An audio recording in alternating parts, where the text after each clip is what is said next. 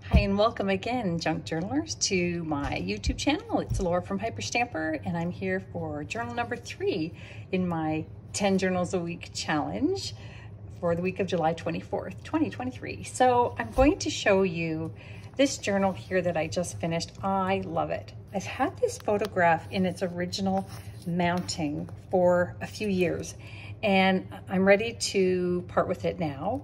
It's of this adorable little girl. I've asked around, people think she's maybe 2 years old, and it's a beautiful sepia tone photo, original, as is everything in my journals. They're all original antique ephemera and vintage ephemera. No fakes, no replicas, no digitals. And I would love to show you this journal. We've got some antique lace on here as well at the front, and it's mounted on top of a 1950s book called The Vicious Circle, but it was a very plain cover, 1951. So I spruced it up. So let's have a look and see what you get inside this beautiful journal. I've got a 1950s receipt on a very old dictionary page, a 1920-22 beautiful photograph and poem called Paddy's Market. How Irish is that? And this is from the Emerald Isle, an Irish book of poetry.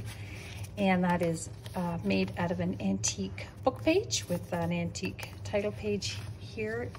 I hand stamped some beautiful images in the book just to give it some pizzazz and texture. This is one of my favorites. This is a very thick bingo card, and it almost looks like a game board. So this would have been for a large organization, sort of public bingo rather than a home game. And it is very old and wonderful, and that's tucked into the pocket there. I know bingo cards are highly desirable and getting harder and harder to find originals. So this is a beautiful little image and story here on the Mistress Mary, Quite Contrary, which actually came from the book Secret Garden. I just learned that when I read The Secret Garden recently, and that's from the 1940s Mother Goose book. And this is from a beautiful 1955 fashion magazine. It's actually German, but the images are to die for. Aren't they beautiful? And we just have a whole ton of antique book pages. This is an image that I got from a book from the 1960s, so it's vintage, called Howes, and it's all the prints of the artist Howes. Isn't that lovely? And it's a double-sided print. Just some more antique book paper here. And this is from 1922. Another pocket there, and a 1945 dictionary page. And the tea-dye pages are the only things in my journals that are not antique, because I need to give you more space to journal on than just the antique papers. This is a wonderful vintage book here, Household Hints. So there's a few pages in there. There's some that are really great and some that are kind of hilarious. This is from a vintage book from England on wildflowers. It was pure white. It came from this little book. So I did tea dye it because it was too white for my theme of being the beiges and neutral tones. There we go, tuck that back in. And just a early 1900s book on antiques, believe it or not, so it's an antique book about antiques. Love that. Here's my classic cheesy recipe book page from a vintage cookbook. This one's on pumpkin pie, actually. That's pretty cool. And a vintage doily there. Let's do some more flipping. I have 2 different decks of cards here, vintage decks of cards, and wonderful clusters throughout the journal that I made out of all my antique scraps.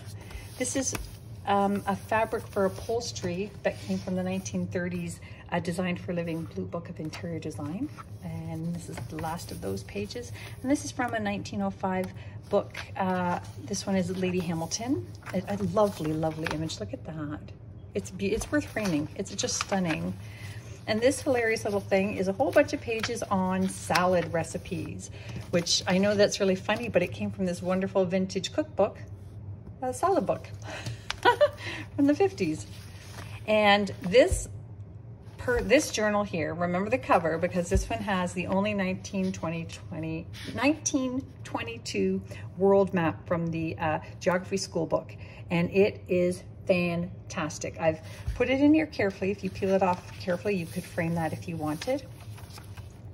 I made a pocket here out of Antique Encyclopedia page, and I'm guessing that this postcard here is from the early 1930s, and I can tell by the Art Deco font and the cards that are in the photo.